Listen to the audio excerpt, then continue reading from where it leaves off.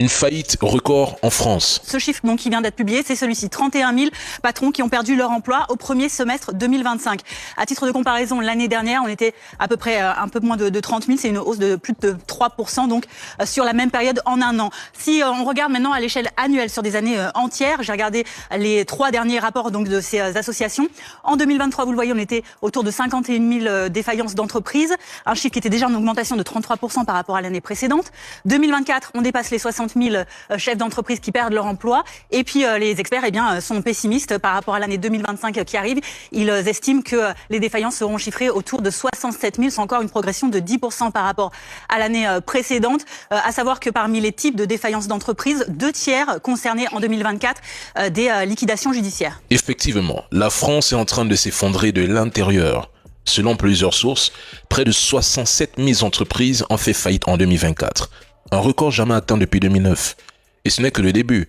Les prévisions pour 2025 annoncent près de 90 000 défaillances d'entreprises, car rien qu'au premier semestre de cette année 2025, la France comptabilise déjà près de 37 000 patrons qui ont perdu leur emploi. Et pour 2026-2027, la courbe ne fera que grimper. La famille, chaque jour en France, plus de 170 patrons perdent leur emploi, broyés par un système qu'ils ont eux-mêmes nourri.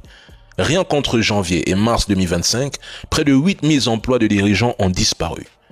Les secteurs tombent les uns après les autres et sous vos yeux se dessine un paysage économique ravagé.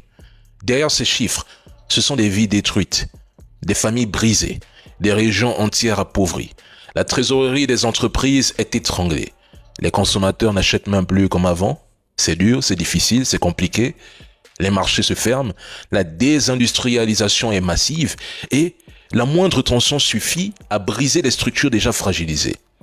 La France n'est plus seulement frappée par l'inflation ou par la hausse brutale des taux d'intérêt.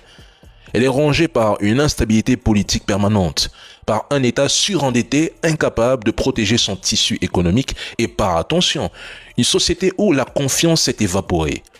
Le pays glisse lentement mais sûrement vers une spirale de faillite, de chômage et de désespoir. Et la vérité que nos frères africains cachent, ce n'est pas une simple crise passagère. C'est un processus de décomposition. Les fondations craquent, le système se délite et bientôt la France devra faire face non seulement à des entreprises mortes, mais à une économie entière qui agonise.